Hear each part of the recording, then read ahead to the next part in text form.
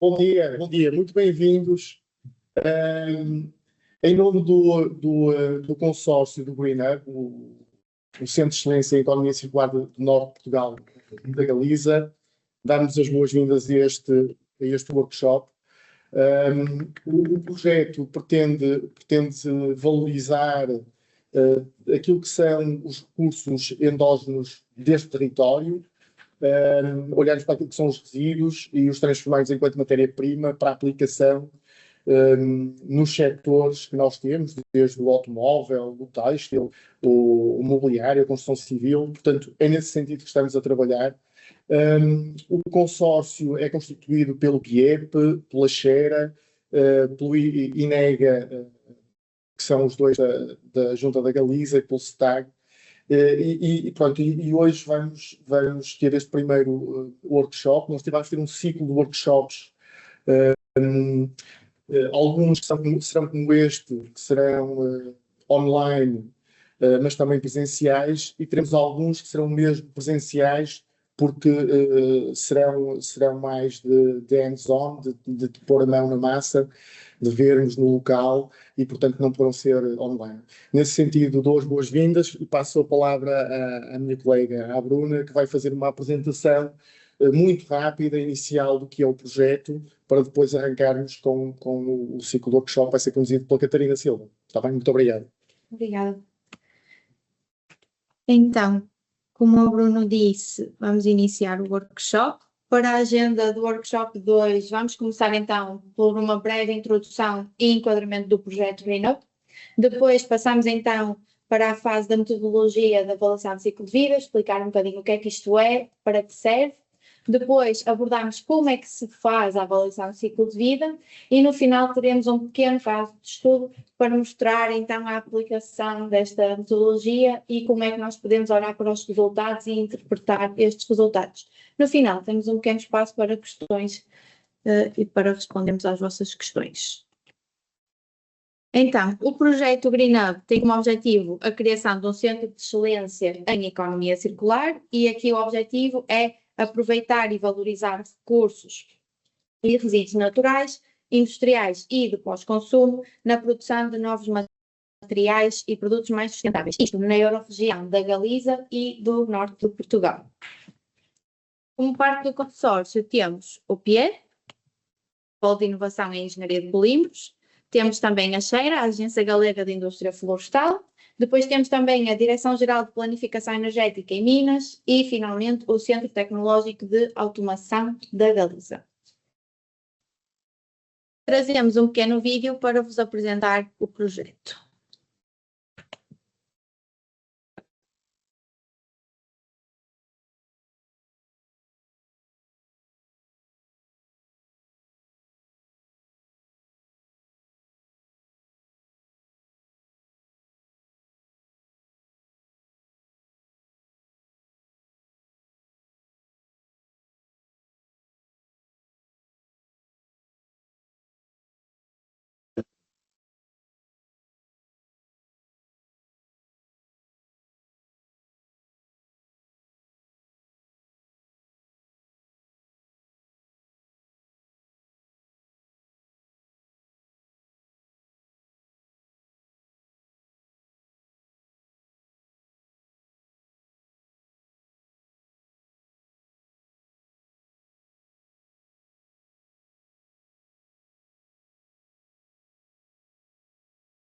Pronto. O GreenUp tem uma parte ainda de avaliação de ciclo de vida, peço desculpa, eu depois passo atrás, e nesse sentido é que decidimos então dar este workshop e falar um bocadinho mais sobre o que é a avaliação de ciclo de vida.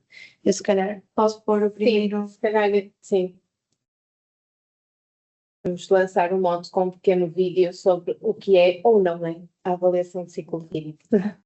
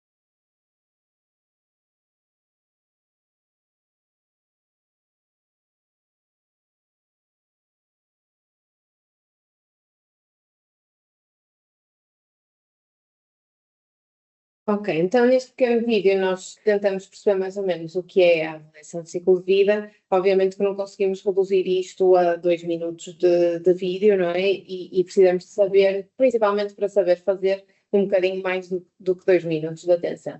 Começo só com um fun fact, que é a origem da avaliação de ciclo de vida e da metodologia em si. Portanto, na verdade, quem criou a primeiro draft da metodologia foi a Coca-Cola, ok? Em 1969, e o que eles queriam, antigamente as embalagens eram todas exclusivamente de vidro, e o que eles queriam era fazer uma progressão para o plástico. No entanto, na altura o plástico não era muito bem-vindo, não era também muito bem visto, é um bocadinho como acontece com o vinho, connosco, não é? Nós estamos todos formatados a que as garrafas de vinho sejam de vidro, e se virmos uma garrafa de plástico parece que meio perde valor, aquele vinho deixa de ser tão bom, apesar do conteúdo ser exatamente o mesmo, ok? Claro que sabemos que as propriedades não são, mas sim.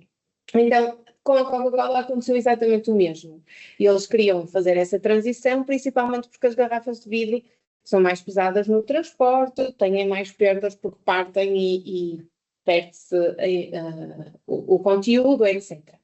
Para isso, eles precisavam de fundamentar muito bem para o consumidor que o motivo não era puramente económico, porque isso não era bem-vindo.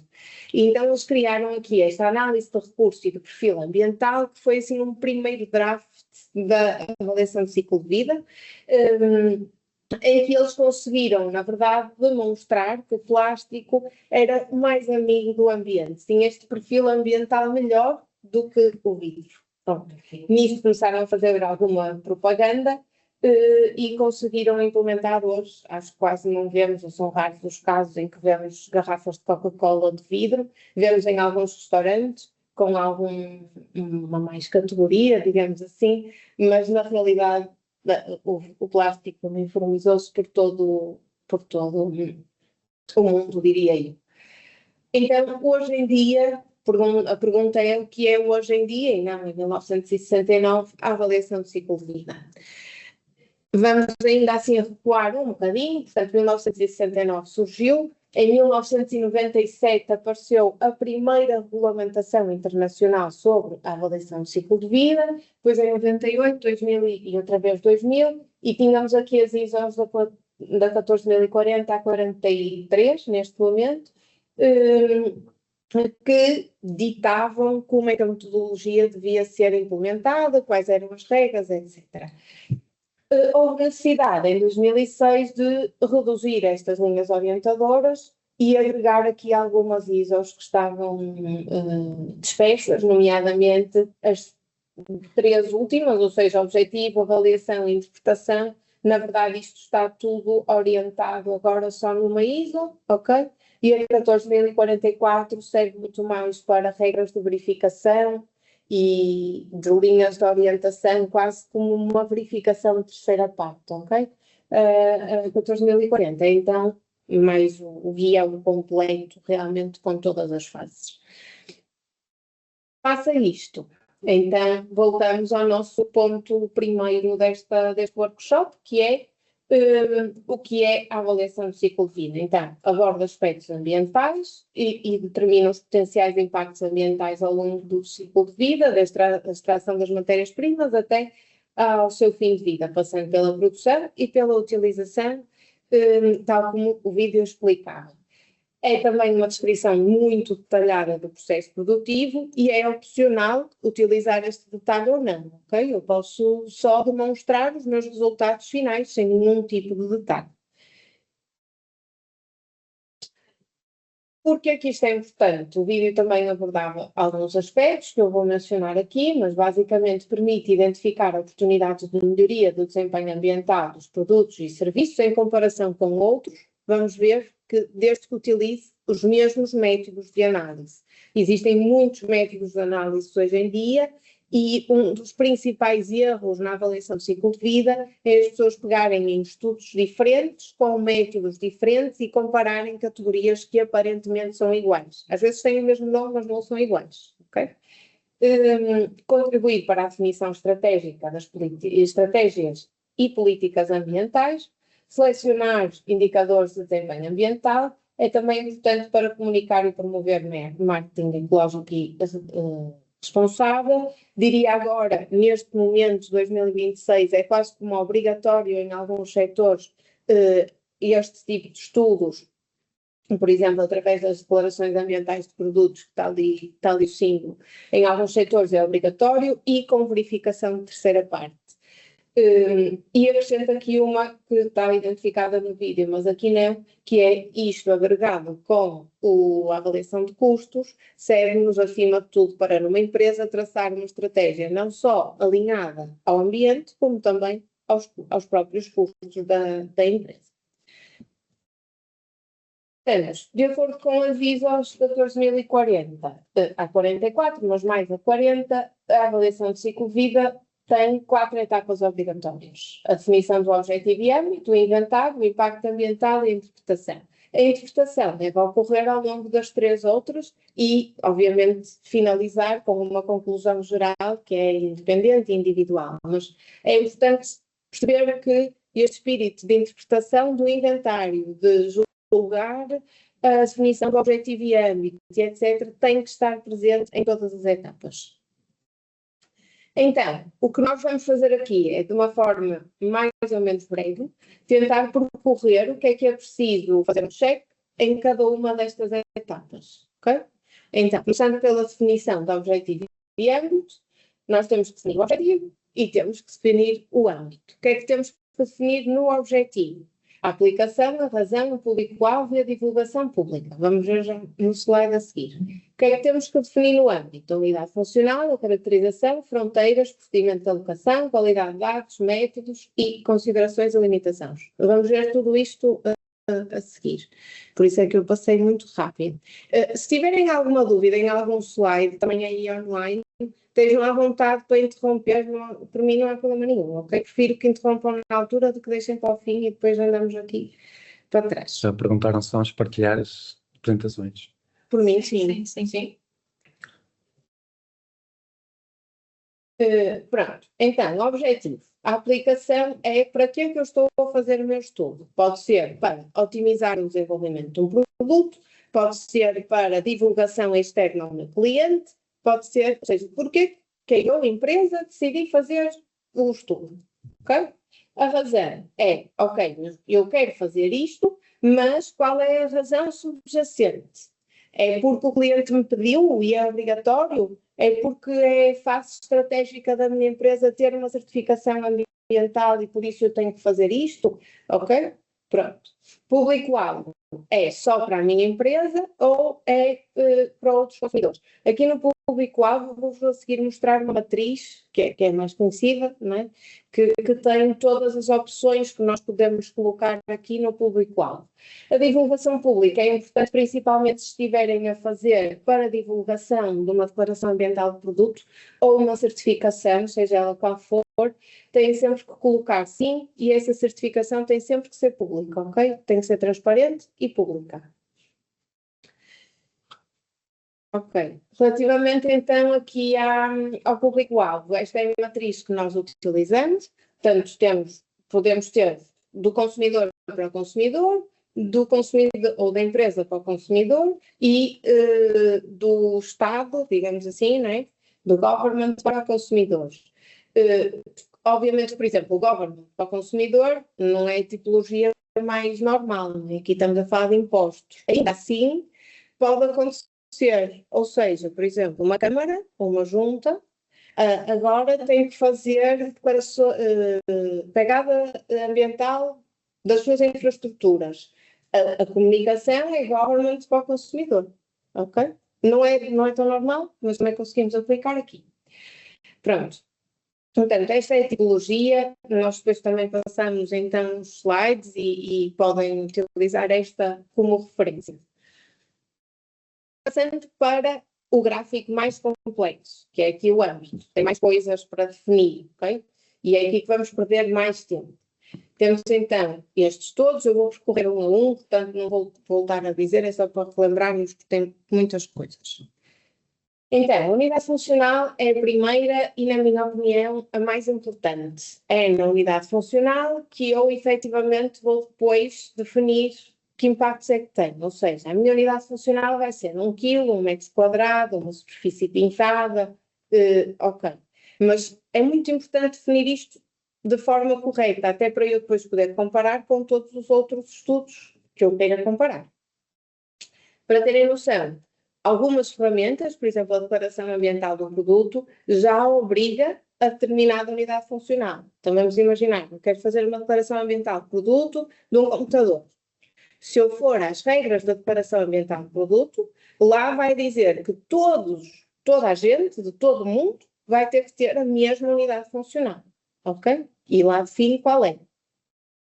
Então, a unidade funcional pode ser unidade funcional ou unidade declarada. Começando pela mais simples, a unidade declarada é aquela que não é tão completa, ou seja, é um computador sem saber qual é a duração, sem saber quais são os componentes, sem saber nada, ou, sei lá, uma mesa igual, sem saber a duração, sem saber nada, ou 1 quilo de milho, ou o que seja, ok? É a mais simples. A unidade funcional tem que responder obrigatoriamente a estas 4 questões. O que é, quanto, durante quanto tempo e com que qualidade. Então, vamos imaginar, no plástico, nós temos que ter o que é 1 quilo de pellet reciclado, ok? Quanto é 1 quilo, não é? O que é um pellet reciclado, durante quanto tempo é até que seja consumido para fazer filme, por exemplo, ok? Ou seja, aqui não há uma duração, por exemplo, a mesa nós podemos dizer durante 40 anos sem perder as propriedades mecânicas, ok?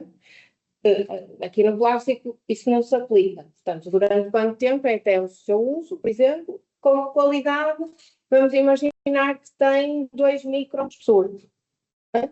Pronto. Eu tinha aqui um exemplo. Pronto, então, nos filmes tem produzir 1 metro quadrado de filme, então, quanto é 1 metro, o que é o filme, aplicar em embalagens de uso único, ou seja, quanto tempo é que eu tenho que, esse filme tem que durar, e com que qualidade tem que ter uma espessura de 200 microns. Okay? Do outro lado, de certeza que só tenho 1 metro quadrado de filme. É muito mais simples. Tá? Helena Pereira, bom dia. Bom dia. Sim, Tinha alguma questão? tudo bem.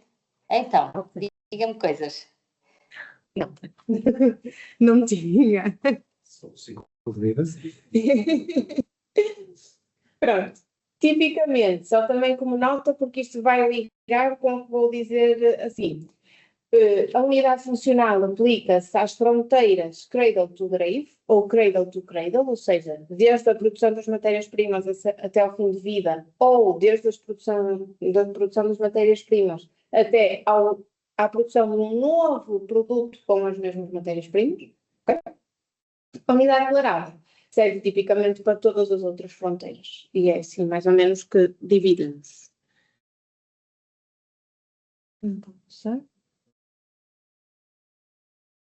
Não está a passar, porque eu não ia online. Setinhas. Continua.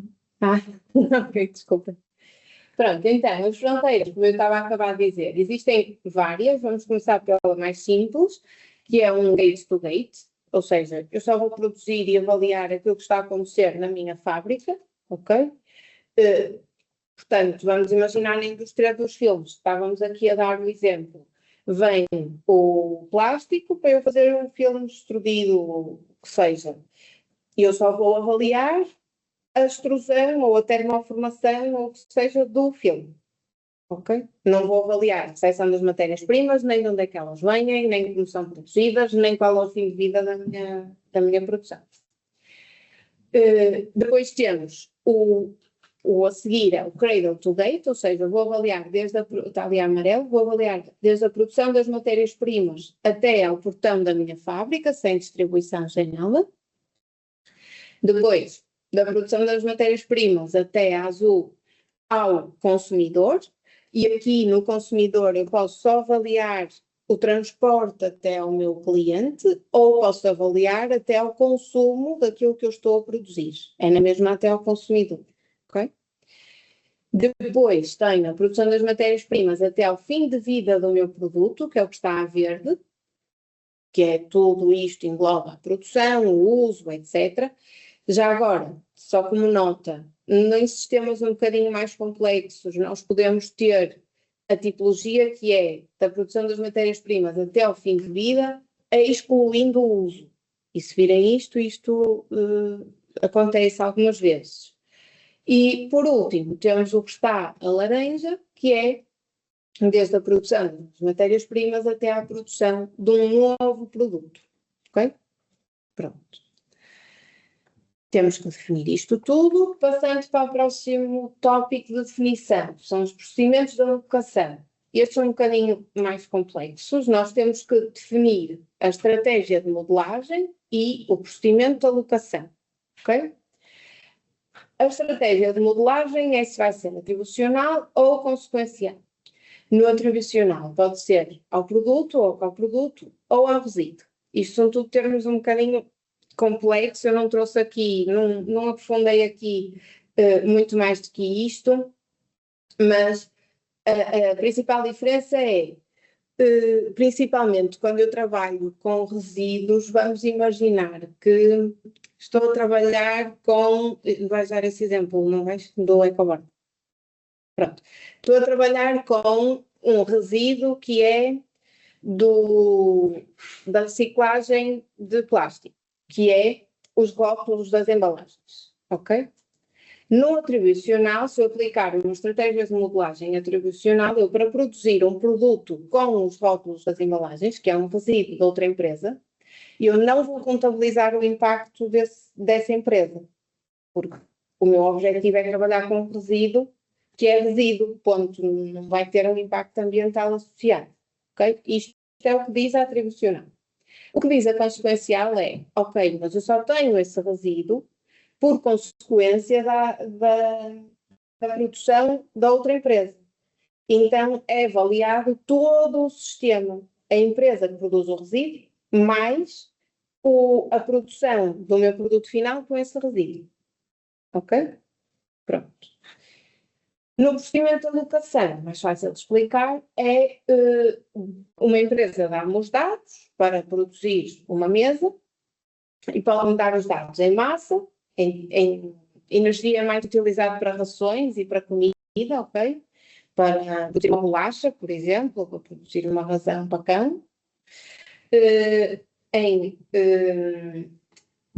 dinheiro, ou num sistema expandido, que é uma coisa híbrida, ou seja, em algumas alturas eu faço mássica, em outras alturas faço em dinheiro, por exemplo, ok? É uma coisa híbrida.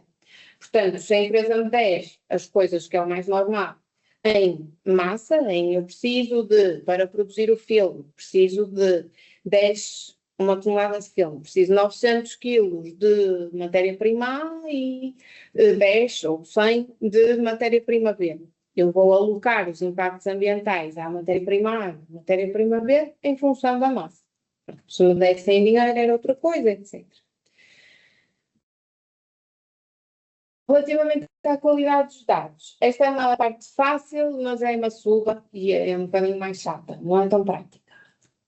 Então, qualidade dos dados é essencial porque permite eu perceber a robustez daquilo que eu estou calculando. Se eu estiver a depender de dados que são todos não meus, ou seja, que são de empresas que me vão dar, eu tenho praticamente zero controlo da qualidade da minha avaliação de ciclo de vida, porque os dados não são meus. Portanto, a ideia é, quanto mais primários, quanto mais forem meus, melhor a qualidade dos dados. No entanto, para isto ser transparente para todos os clientes e para toda a gente que veja a minha avaliação de ciclo de vida, eu tenho que seguir uma série de boas práticas e de métricas e garantir que isso está escrito direitinho no relatório para as pessoas perceberem que eu não tirei os dados todos da minha cabeça sem nenhuma fundamentação. Então, é um fator crítico e é importantíssimo relativamente à integridade, precisão, consistência, irrelevância e atualidade. Quais são as 8 principais dimensões da qualidade dos dados? É a precisão, dar os dados com precisão, consistência, a forma como eles são recolhidos, completude, ou seja, se tudo está coberto pela minha folha de dados, se eu não me esqueci de uma máquina, se eu não me esqueci de um setor, da empresa, numa pegada da organização, por exemplo. Uniformidade, se, por exemplo, todos os meus dados são dados em máximos, por exemplo, ou se todos os meus dados são dados em quilogramas e não em metros, e etc. A relevância, isto porque a relevância é particularmente importante, porque há um setorzinho na norma que diz que nós podemos desconsiderar entre 1 a 5% dos dados. Ou seja, estes aqui, entre 1 a 5, podem entrar aqui na relevância como não sendo relevantes. Mas temos que escrever isso, ok? Temos que escrever que só estamos a contabilizar 95 a 99% dos dados que estamos a avaliar. A integridade, e aqui isto é ainda mais importante hoje em dia, por causa da cibersegurança e etc. Tá? A validade, se os meus dados são verificados e por quem? Por uma entidade externa, por um sistema informático, etc. E a atualidade, ou seja, quanto mais atuais, melhor. Para terem a noção, só é considerado dados atuais com um prazo entre 3 a 5 anos. Depois disso já são maus os dados. Pronto, estratégias para melhorar a qualidade de dados, sim, rapidamente. Remover os que estão incorretos, que não são consistentes ou que são irrelevantes, lá está, que estão aqui neste de 1 a 5% que não nos interessam muito. Padronizar o formato dos dados, tudo em quilos, tudo em metros, tudo em energia. Validar os dados, e essa validação não deve ser feita nem pelo próprio, nem pelo mesmo setor, ou seja, se eu sou a área de economia circular ou sou a área de qualidade numa empresa, essa validade deve ser feita por outra área, que não a minha, ok? Monitorização contínua, isto é particularmente importante, mas também difícil nas empresas atuais, porque obriga aqui a muitos sistemas de monitorização, que também são caros. Melhoria do processo, corrigir falhas que afetem a qualidade de dados, ou até a sua identificação, por exemplo, aquele processo não registou aquela temperatura de termoformação. É uma falha, temos que melhorar. E formação e consistência de quem está a avaliar e consciencialização de quem está a avaliar os dados. Eu diria que isto até na sexta-feira estava a ter um outro workshop que falávamos precisamente disto. Hoje em dia há tanta rotatividade de pessoas nas empresas que é particularmente difícil formar pessoas e consciencializá-las para a importância dos dados, porque depois elas quase que já estão a ir embora e têm que formar outra pessoa e consciencializá-las outra vez novamente. Portanto, tudo isto é muito fundamental para termos um bom estudo da avaliação de impacto ambiental. Qual é o risco se não garantirmos aquilo e se não melhorarmos aquilo, qual é o risco? Se temos inconsistência dos dados e ainda assim estamos a fazer estudos, quer sejam eles de viabilidade económica, quer sejam eles de impacto ambiental, podemos estar a correr o risco de estar a gerir mal a nossa estratégia e a nossa empresa. Outro risco é a perda de reputação, ou seja, se ainda por cima isto até foi para o mercado, para o meu consumidor, e está mal calculado, encontro-me aqui numa situação difícil, não é? Perda de produtividade, e esta linkada às dificuldades financeiras, porque se eu estou a falhar com os dados e estou a perder produtividade, no princípio também estou a perder dinheiro, em princípio. E depois, obviamente, a qualidade, problemas com os clientes, no prazo da entrega, na conformidade dos próprios produtos, ok? Naquilo que o cliente espera de mim, eu também estou a falhar e depois vai dar a que haja dificuldades financeiras e perda de reputação, por exemplo. Portanto, isto tudo está assim um bocadinho linkado. Passando ainda para o que é que podemos fazer para uma boa gestão da qualidade de dados, eu prometo que não me alongo muito mais sobre isto. Então, temos que ter, antes de mais, estratégia e planeamento, começar sempre por aí. Como é que vamos gerir os dados, quem é que vai geri-los, não só como, mas quem, e com que objetivo. Okay? A seguir, recolha e armazenamento, portanto, já sei quem, como e porquê. Agora eu quero perceber como é que vou identificar no processo como é que vou recolher, ou seja, é por quilos, é por massa, é económica, é o quê? E como é que os vou ficar comigo, digamos assim, armazenados. Portanto, eles vão ficar aqui online para toda a gente ver. Vou utilizar uma tecnologia, vou usar um papel, o que é que eu vou fazer? Depois, o processamento e análise. E aqui temos a validação, quem é que vai validar, quem é uma máquina, ou é um operador, é o quê? A visualização, quem é que pode ver? E isto é muito crítico nas empresas, porque às vezes, obviamente que não pode ver tudo, toda a gente, a maioria das vezes, e portanto temos que criar aqui, às vezes, algumas barreiras. E a otimização dos processos é um tema muito importante hoje em dia, até por causa da rastreabilidade dos processos e dos produtos, e está a criar aqui algum problema também nas empresas, pelo menos aquilo que nos chega, porque são processos muito caros, estes da otimização e automação dos dados. Por fim, temos então o problema que eu já falei da cibersegurança. Precisamos de implementar medidas claras e transparentes para todos sobre proteção de dados e quem é que os pode ver, quem não pode ir para o consumidor. O meu cliente sente-se confortável se eu utilizar um dado dele, ok? Se sim, se eu não tenho que assinar um acordo a dizer que posso utilizar o dado dele. Etc. E, como eu disse há pouco também, para tudo isto é importante a formação e consciencialização da equipa. Por fim, a melhoria contínua e a manutenção, portanto, precisamos de estar sempre em inovação, perceber se os meus sistemas que estão implementados à data se servem para daqui a 2, 3 anos, se precisam ser atualizados. Se eu preciso de dar mais formação, e a maioria das vezes até precisamos aos meus funcionários, para eles perceberem que dados se trata ali, não é só ter o dado. Nós, a maioria das vezes, dados conseguimos ter milhares. Agora, saber o que fazer com eles é uma forma muito distinta mesmo. Pronto, sobre a qualidade de dados, acho que está quase. Passamos aqui à parte mais prática da coisa, que é a qualidade, os dados, quanto à sua origem e quanto à sua tipologia, também têm que ser definidos. Quanto à origem, eles podem ser primários, que é isto que nós queremos. Nós queremos dados primários, quase sempre, ou seja, que venham diretamente das empresas, que a qualidade seja controlada, que estejam em constante monitorização, etc. Quando não temos estes dados, que é muito comum, temos que ir para os dados secundários. Dados secundários são de artigos científicos, de fontes públicas, por exemplo, das juntas ou das câmaras, de bases de dados, às vezes gratuitas, outras vezes pagas. Portanto, isto são tudo tipologias de dados secundários. Relativamente à tipologia, podemos ter qualitativos, ou seja, é bom, é mau, é pior do que aquele, ok? E esses são os ordinais. Um exemplo muito típico é o primeiro, segundo e terceiro lugar dos Jogos Olímpicos, por exemplo, ok? São ordinais, é um que é melhor que o outro.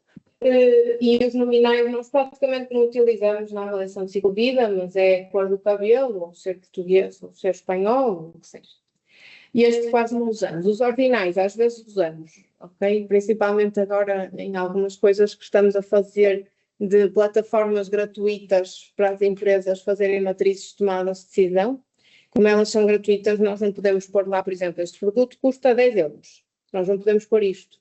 E então o que fazemos é uma escala de preço e depois atribuímos 1, 2, 3, 4 e isto é ordinais. Às vezes utilizamos os ordinais. Preferencialmente utilizamos os quantitativos sempre, que podem ser temperaturas de fusão específicas, não é? Neste momento houve esta temperatura de fusão, e isto é discreto, ou pode ser contínuo, no sentido em que eu tenho, por exemplo, várias temperaturas de fusão ao segundo. Isto é contínuo. Tá? Passando então agora para outra definição, que é métodos e categorias. Como eu disse, quase logo no início, um dos problemas que nós temos na avaliação de ciclo de vida hoje é que, ao contrário do que existia em 1969, que só havia a Coca-Cola, hoje temos inúmeros métodos diferentes de formas diferentes para avaliar coisas diferentes disponíveis. Então, eles podem agregar-se maioritariamente em 4 grandes grupos. Temos o global, que é mais ou menos utilizado por todo o mundo. Temos a Europa, que são tipicamente mais utilizados na Europa. Não quer dizer que não sejam utilizados no resto do mundo, atenção, isto não é um setor, isto não é uma sexagem oficial, é só assim uma sugestão, mas normalmente são métodos que foram criados na Europa e tipicamente são mais utilizados na Europa. Temos, da mesma forma, métodos que foram criados na América do Norte, tipicamente são mais utilizados lá. E depois temos um específico, que é o problema único, em que é que difere este? Todos os outros, por norma, dão-nos 10, 12, 16, 20 categorias de impacto ambiental. Okay? Então temos várias métricas, várias categorias. O problema único, tipicamente, só nos dá um valor, que pode ser... por exemplo, o IPCC é quilograma de CO2 equivalente, que é aquele que toda a gente está mais habituado a ver e é o que aparece em quase todo lado. A mesma coisa com o Greenhouse Gas Protocol é igual, ok?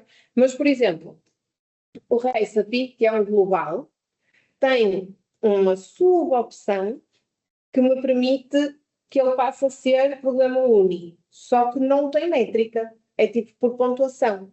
Então, eu no fim vou ter X pontos de impacto ambiental. Okay? Pronto. Todos os outros são então com várias categorias de impacto ambiental.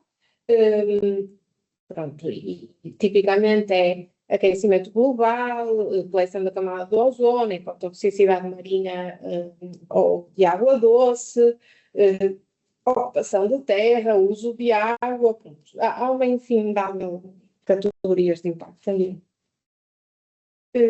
Pronto, alerta só para a EF e a EPD. A EF é o Environment Footprint, foi criada pela Comissão Europeia já há alguns anos. Teve um boom muito grande há uns anos atrás. Eu acho que agora está a cair em desuso. Isto é a minha opinião pessoal. Em detrimento da EPD. A EPD já em alguns setores é obrigatória.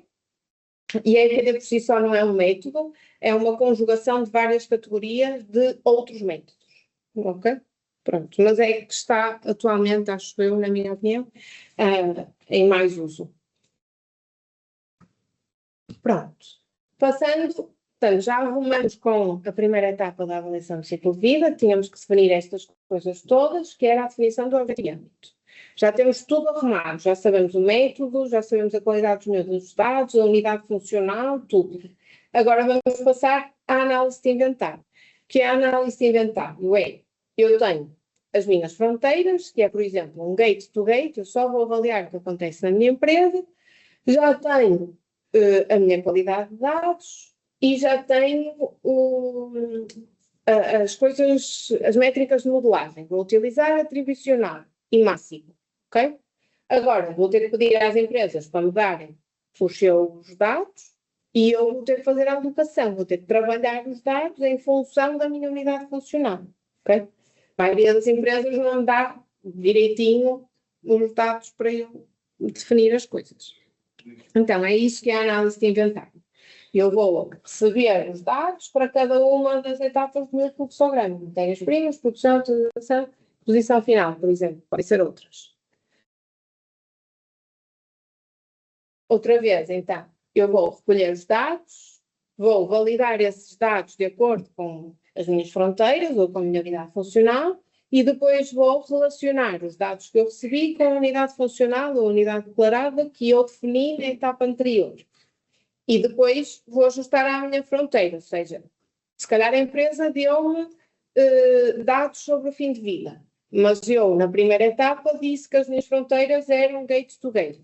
Eu não preciso dos dados da avaliação de fim de vida para nada, ok? Portanto, é isto que nós fazemos. Passando para a terceira etapa da avaliação de ciclo de vida. O impacto ambiental é quando transformo esses dados que eu trabalhei na etapa anterior em impactos, em função do método que eu defini, que pode ser aqueles, o EPD, o IPCC, o o EF, o que for, ok? Em qualquer uma dos métodos que eu escolhi, há sempre 4 etapas, que é a classificação, a caracterização, normalização e ponderação. As 2 últimas são opcionais, as 2 primeiras não. Então, a classificação é eu atribuir métricas às minhas categorias. Então, na categoria de alterações climáticas, a minha métrica é emissões de CO2 equivalentes. Na categoria de acidificação é emissões de CO2 equivalentes, ok? Isto é a classificação. Vou classificar, vou atribuir uma métrica, uma classe à minha categoria. Tudo isto é automático para a maioria dos métodos, ok? Nós não fazemos isto na prática, é só para perceberem. Sim. A caracterização é, então, já tenho uma métrica e agora, eu obviamente, por exemplo, num processo de extrusão, eu não tenho só emissões de CO2 equivalentes, eu tenho um processo que vai emitir muitas outras coisas que não CO2. Então, na caracterização, eu tenho que, às outras coisas todas, dar um fator de caracterização. E cada categoria tem o seu fator de caracterização para cada material. Okay? Uma vez mais, isto é automático, na maioria dos casos. Então, vamos utilizar, por exemplo, o metano. Tem um potencial de aquecimento global de 28. Ou seja, para 1 kg de metano equivale a 28 kg de CO2 equivalente. Okay? Porque a minha classificação anterior na categoria de aquecimento global era emissões de CO2 equivalentes. Por isso, só tenho que multiplicar a quantidade de metano que eu usei pelo meu fator de caracterização. É basicamente isto. Passando para as opcionais. A normalização é, então, normalização. Posso ser eu assumir um fator de normalização. Por exemplo, eu quero comparar o meu produto inovador com o meu produto que eu já produzia. Eu posso normalizar os resultados pelo meu produto que eu já produzia e só tenho a diferença para o meu inovador. Okay? Portanto, isto é uma normalização. Há também indicadores ou fatores de normalização disponíveis. Por exemplo, o habitante per capita é um que é muito utilizado. E existem outros, existem alguns que são só do país, existem outros que são num determinado espaço de tempo, portanto, eu posso definir o meu fator de normalização. Na ponderação, como o próprio nome indica, eu tenho, vamos imaginar, 10 categorias de impacto ambiental, quero traduzir isto tudo só para uma categoria, mas é uma opção minha, não é um método que é assim, ok? E eu então tenho que aplicar uma normalização primeiro para que todos os dados passem a ter a mesma unidade, porque senão não tenho. As categorias têm diferentes unidades e, portanto, eu não posso fazer esta ponderação. Portanto, posso ponderar coisas diferentes. Então, primeiro tenho que fazer uma normalização. E agora todos os dados não têm unidade nenhuma, não normalizei. E agora sim posso ponderar. Ou seja, eu posso dizer que a minha categoria de aquecimento global pesa 50% e todas as outras pesam outros 50%, mas diluído pelas restantes 9%.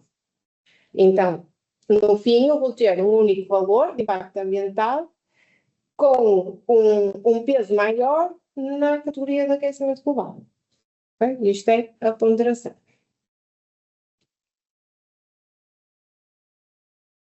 Fiz aqui um exemplo. Então, para produzir uma t-shirt, obtemos aqueles dados ali em cima. Okay? Emito 2 kg de CO2, 0,1 kg de metano e 0,01 kg de fosfato. Então, na classificação, eu vou dizer quais são as categorias que vão avaliar estas métricas. O CO2 e o metano vai ser avaliado pelas alterações climáticas, o fosfato pela eutrofização da água doce. Na caracterização, vou aplicar os fatores de conversão, que são a 4ª coluna, okay? Às minhas categorias de impacto ambiental que eu já defini e vou obter um valor final. Na normalização, vou, por exemplo, aplicar o princípio de Pareto. O princípio de Pareto, vocês conhecem, mas vai-me dar quais são os 80% das causas para eu ter aquele fator aquele impacto ambiental. Para isso, como todas as categorias têm métricas diferentes, eu não posso só perceber e somar todas e ver quanto é que dá no fim e quais são as que mais contribuem para o impacto ambiental. Então, o que eu tenho que fazer é uma normalização, que neste caso eu defini que era o valor médio anual per capita, para cada uma das categorias. Uma vez mais, deixei de ter unidades e agora sim posso somar todas as categorias de impacto ambiental e hierarquizá-las por contribuição para o impacto total. E isso é o princípio de Pareto. E, por exemplo, e na ponderação, posso atribuir então, depois da normalização, uma métrica maior, ou um peso maior, a uma determinada categoria. Pronto, por exemplo, aqui atribuí 80% às alterações climáticas e os restantes 20% à eutrofização, que obviamente me vai dar um resultado muito diferente se eu não fizer esta ponderação. Por último, temos então a interpretação dos resultados, que apesar de ser a última etapa, ela deverá acontecer ao longo de todo o estudo. Pode incluir uma discussão detalhada dos resultados obtidos, uma descrição das principais conclusões e a identificação das principais recomendações e as principais recomendações para a melhoria contínua. O que é que de facto é importante reter aqui? E o que é que eu faço sempre nas conclusões? Se eu tenho um fluxograma, temos sempre que identificar neste meu fluxo qual é o que tem maior contribuição ambiental. Vamos imaginar, para produzir 1 metro quadrado de filme, para a embalagem de fiambre ou de queijo, a etapa que tem maior contribuição é a produção das matérias-primas. E vir na interpretação. Okay? É para a empresa poder identificar e dizer assim, ok, então eu vou substituir as minhas matérias-primas por umas que sejam ambientalmente melhores. Okay? Outra coisa que normalmente vem é dentro das 10, 12, 16, 20 categorias de impacto ambiental, a que mais contribui para os impactos é a eutrofização marinha. Tentar explicar porquê. É porque eu tenho uma hectare que está a poluir muito, é porque os componentes que vão para os efluentes líquidos têm muito fosfato. É porquê? Porque se calhar eu posso melhorar alguma coisa no meu processo para evitar essas emissões nessas categorias. Pronto, e acho que assim, como um todo, é isto. Agora vamos... não. Eu trouxe aqui só alguns exemplos de interpretação que acho importantes daquilo que fomos falando. Então, eu tenho, por exemplo, aqui, com o método de declaração ambiental, tenho aqui o filme A e o filme B, que têm, obviamente, matérias-primas e coisas diferentes, ok? Então, este é o mesmo método de avaliar a mesma coisa. No filme A, nos dois filmes eu vejo que a extrusão, aqui o processo de extrusão é o pior de todos, mas, por exemplo, na deflexão da camada do ozono, o filme A é um bocadinho pior do que o do filme B, ok? Portanto, este tipo de comparações eu tenho sempre que fazer. E eu diria até, assim, como uma primeira análise muito geral, que o filme A, o processo de extrusão, é maioritariamente pior do que o filme B. Ok? Não, é melhor. Não sei, seria acabado. Outra coisa que fazemos, então, era aquilo que vos estava a comentar, que é perceber, dentro das minhas etapas todas, qual é aquela que tem o maior bolo para contribuir. E, então, vimos no gráfico anterior, mas também vemos através desta análise, isto é dado de um software que se chama CimaPro, mas quanto mais gordinhas forem as minhas barras, maior é a contribuição daquele processo.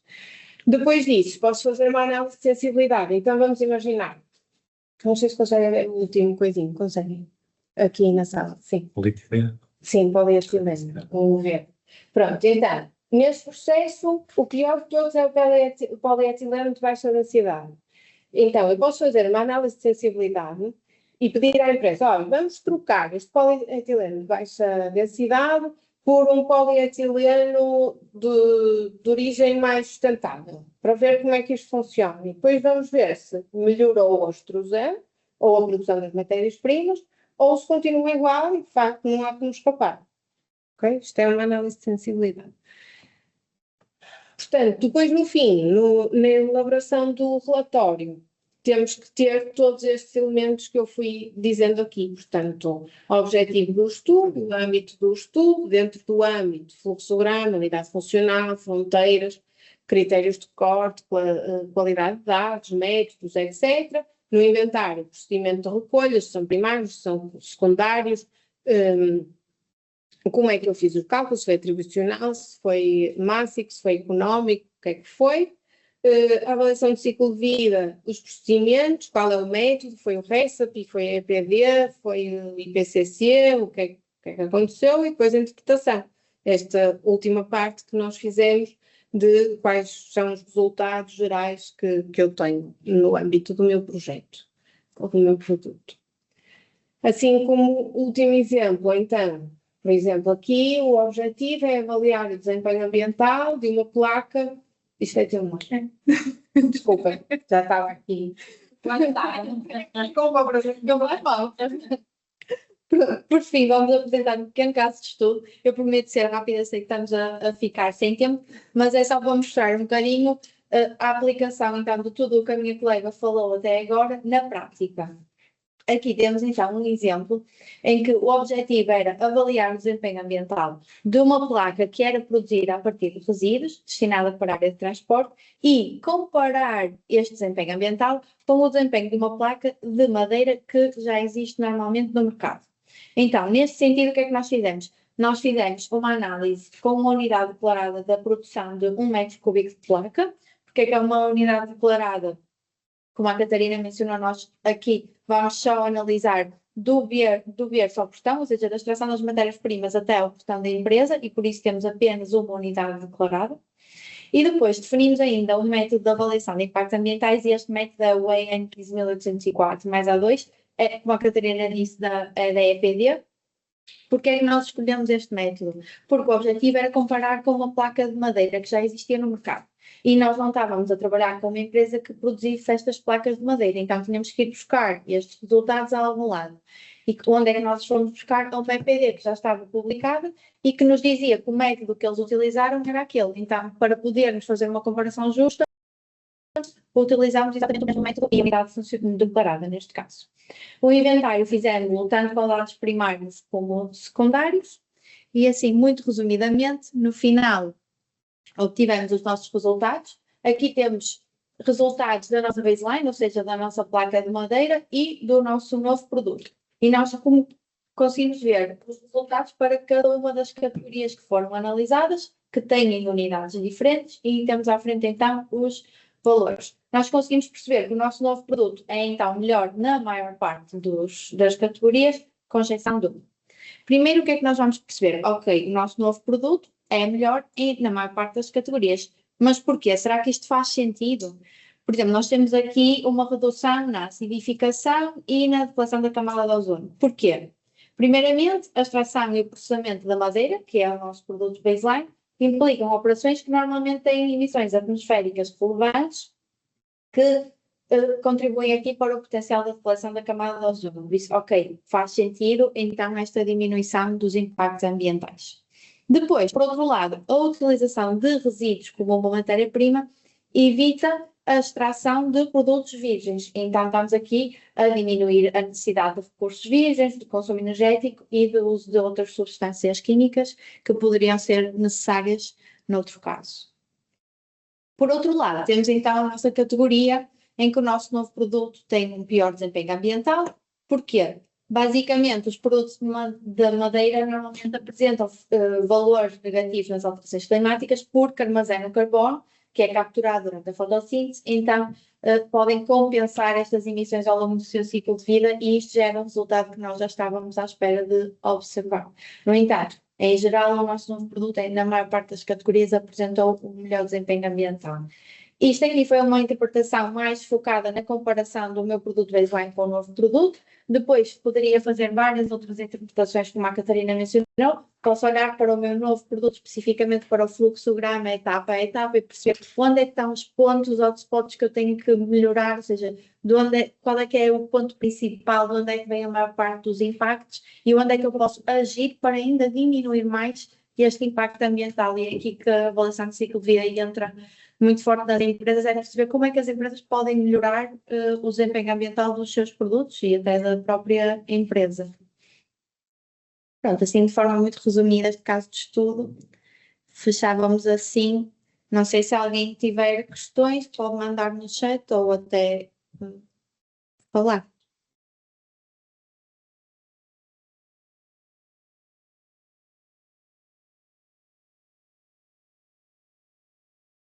Em um momento não temos nenhum. Também foi, Explicaram muito bem. foi muita informação, nós percebemos.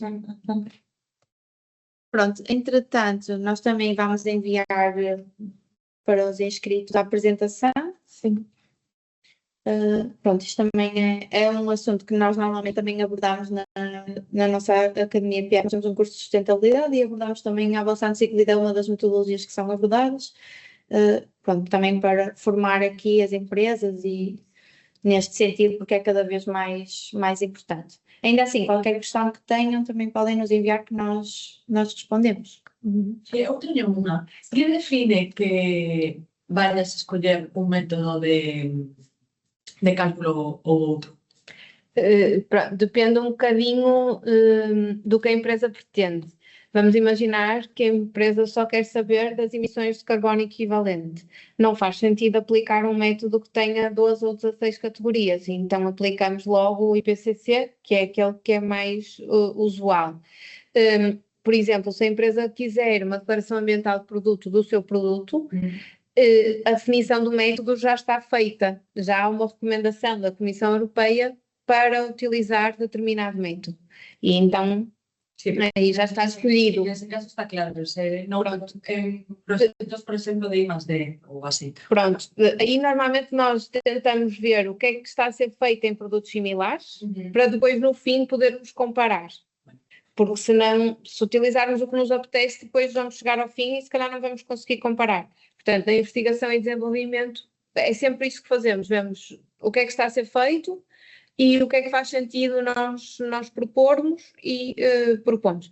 Também fazemos sempre uma proposta ao consórcio, ou seja, pode haver alguma entidade que nos diga assim, e já aconteceu, temos que aplicar no mesmo projeto 2 métodos diferentes. Um para comparar com o que está a ser feito e o outro para responder às necessidades da empresa que está a trabalhar connosco. Pronto.